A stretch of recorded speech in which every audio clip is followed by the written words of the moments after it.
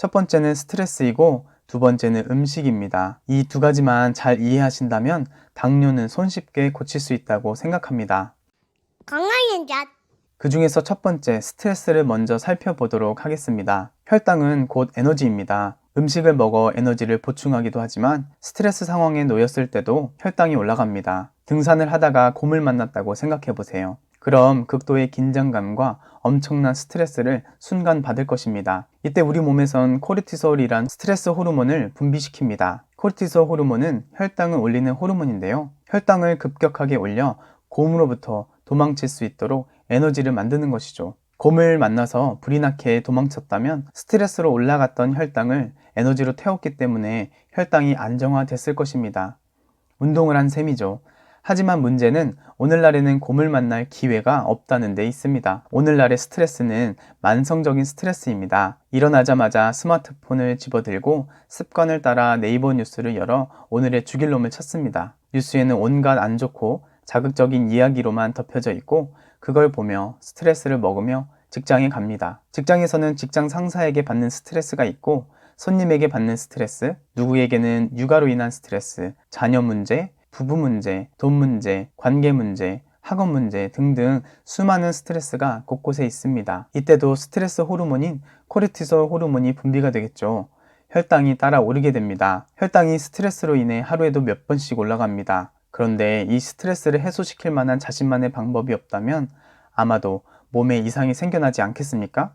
여기에 더해 스트레스를 다른 방면으로 바라보는 지혜가 필요하다고 생각합니다. 좀 전에 스트레스는 곧 혈당을 상승시키는 것으로 이어진다고 했습니다. 그런데요, 여러분, 음식을 먹는 것도 혈당을 상승시킵니다. 이 말은 음식을 먹는 것 또한 스트레스가 될 수 있다는 식이 성립됩니다. 이런 정신적인 스트레스도 스트레스지만 혈당을 급격하게 올리는 음식들, 즉 초가공식품을 먹는 것도 우리 몸에는 스트레스가 된다는 말이죠. 정상적인 음식을 먹는 행위는 스트레스를 완화하는 데 도움을 주지만 저는 정상적인 음식이 아닌 단순당과 초가공식품을 아무 생각 없이 무분별하게 자주 혹은 많이 먹는 경우를 이야기하는 것이니 오해 없으시길 바라겠습니다. 급격한 혈당 상승은 우리 몸에 엄청난 부담과 자극을 주기 때문에 먹을 때 입에선 좋을지 몰라도 몸에선 결국 더 큰 스트레스로 다가온다는 말입니다.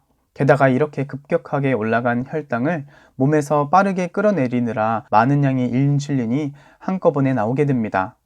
이때 너무 많은 인슐린이 나와 오히려 몸이 저혈당으로 빠져 저혈당 쇼크 증상을 보이기도 합니다. 그럼 다시 단 것을 찾는 악순환에 빠지게 되는 것이죠. 혈당이 높아졌다, 낮아졌다 하루에도 몇 번씩 반복하게 되면 굉장히 예민하고 짜증을 내는 성격이 됩니다. 벌써 스트레스가 쌓이는 기분이 들지 않으십니까? 그러니 이런 초가공식품으로 허기를 달래시거나 습관적으로 드시는 분들은 오늘부터 보다 안전한 과일들로 대체해 보시는 건 어떨까 합니다. 건강한 잣. 이렇듯 당뇨병에 걸리는 다양한 스트레스가 존재합니다. 이러한 원인들을 알고 혹 고칠 부분은 없는지 알아야 한다고 생각합니다.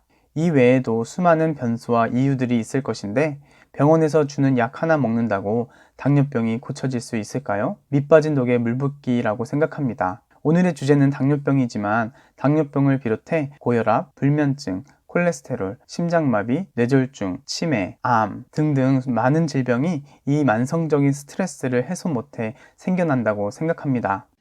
건강한 잣.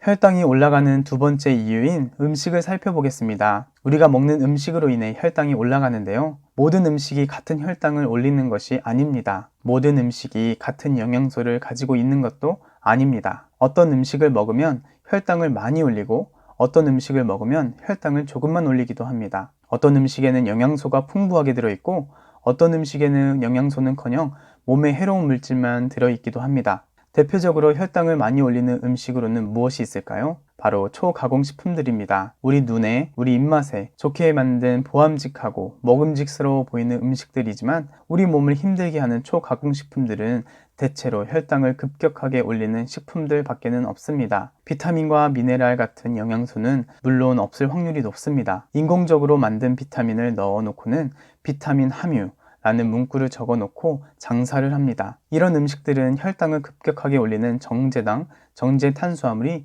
지방, 나트륨과 한데 어우러져 환상의 맛을 우리에게 선사합니다. 맛은 물론이거니와 먹는 걸 멈출 수 없도록 하는 제품들이 여기저기서 우리를 노려보고 있습니다. 게다가 보암직하게 만드는 온갖 색소와 방부제, 인공 감미료 등등 우리 몸에 결코 좋을 수 없는 것들도 우리 몸에 들어오게 됩니다. 혈당이 급격하게 올라갑니다. 하지만 멈출 수 없습니다. 여러분, 설탕, 즉 탄수화물이 몸에 안 좋을까요? 아니면 기름, 즉 지방이 몸에 안 좋을까요? 아니면 나트륨이 몸에 안 좋을까요? 이 세 가지 음식들이 서로가 서로를 맹공격합니다. 하지만 설탕만 주고 먹으라고 하면 얼마 못 먹습니다. 혹은 기름, 즉 지방만 주고 먹으라고 하면 얼마 못 먹습니다. 또 소금, 나트륨만 주고 먹으라고 하면 얼마 먹지 못합니다. 하지만 이 셋을 환상의 조합으로 섞어 놓으면 멈출 수 없이 계속 먹게 됩니다. 쥐를 가지고 한 실험에도 한 곳에는 설탕을, 한 곳에는 지방을, 한 곳에는 소금을, 그리고 마지막 한 곳에는 이 셋을 섞은 물을 갖다 놓고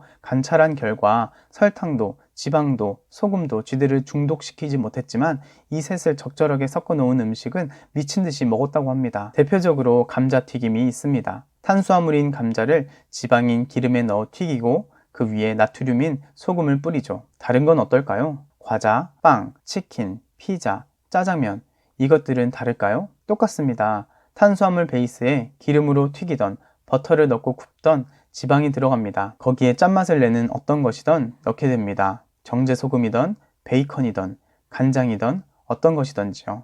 식품업계를 비난할 생각은 없습니다. 그들은 그들이 할 일을 하는 것 뿐이니까요.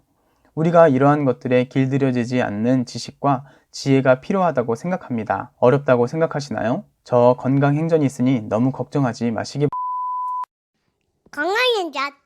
이렇게 본능에 충실해 입맛을 따라 음식을 선택하게 되면 실험실의 쥐들처럼 가장 맛있는 음식을 먹게 됩니다. 어느새 음식에 중독되는 것이죠. 아니, 음식이 아니라 음식이라고 할 수 없을 정도로 많은 변형이 된 제품이라고 표현해야 맞을 것 같아요. 이런 제품들의 문제점은 과식과 폭식은 물론 또 자주 먹게 된다는 데에 있습니다. 시도 때도 없이 혈당이 올라갑니다. 혈당이 올라가면 췌장에서는 인슐린이라는 호르몬이 나옵니다. 이 인슐린이란 호르몬은 혈당을 끌고 세포 속으로 집어넣어주는 역할을 하는 호르몬입니다. 그럼 세포 속에 있는 미토콘드리아라는 곳에서 산소와 함께 이 포도당이 태워지면서 열을 발생시켜 힘이 나는 구조입니다. 최종적으로 에너지를 사용하는 것이 미토콘드리아라는 것입니다. 보일러 역할을 하는 것이죠. 정상적인 에너지 대사를 하는 사람이라면 전혀 문제가 되지 않지만 에너지 대사가 원활하지 않는 사람에게는 문제가 생기게 됩니다. 에너지 공급은 많은데 사용하지 않는 것이 바로 그것이죠. 다행히 오늘날에는 못 먹어서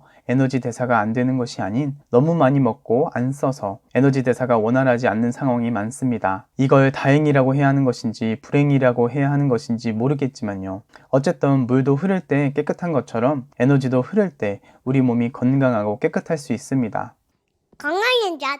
오늘의 주제는 당뇨였지만 주제만 다른 걸로 바꾸면 모든 질병에 적용이 될 만큼 우리의 생활 습관과 식습관은 중요합니다. 뭐니 해도 건강한 삶을 살기 위해서는 우리 주 예수 그리스도를 믿는 것이라고 생각합니다. 세상을 살다 보면 상처를 받기도 하고 우울하기도 하고 자존감에 상처를 입기도 합니다. 오늘은 책을 한 권 추천해 드리려고 하는데요.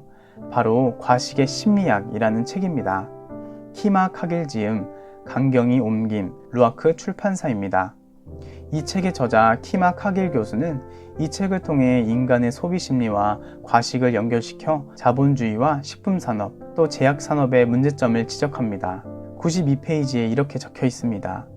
브랜드 신발과 옷, 그리고 값비싼 전자제품이 사회적 소속감을 제공한다면 브랜드 음식은 그런 소속감을 훨씬 싸고 쉽게 경험할 수 있도록 해주는 상징이다.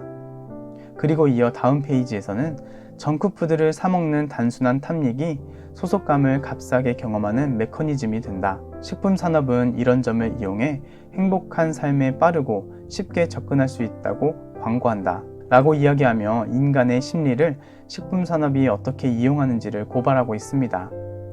또 모든 인간들에게 있는 자신만의 특별함을 드러내고 강조하고자 소비하는 소비주의 문화를 지적합니다. 특별한 물건, 명품 브랜드, 혹은 쉽게 접할 수 없는 음식을 사먹는 행위를 자신의 지위와 정체성을 나타내는 표지로 사용한다는 것이죠. 이를 과시적 소비라고 부르는데 저는 이것들이 일그러진 정체성 혹은 낮은 자존감으로 극대화된다고 생각합니다. 일그러진 정체성과 낮은 자존감을 회복하는 방법은 하나님을 인격적으로 만나고 하나님의 사명과 부르심을 찾는 자에게 주어진다고 생각합니다. 헛된 것들로부터의 자유가 주어지고 진정한 삶이 시작되는 것이죠.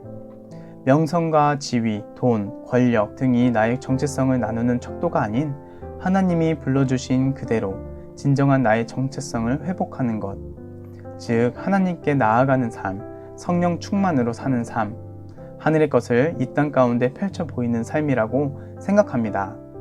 거창하게 말했지만 기도하는 삶이라고 할 수 있습니다.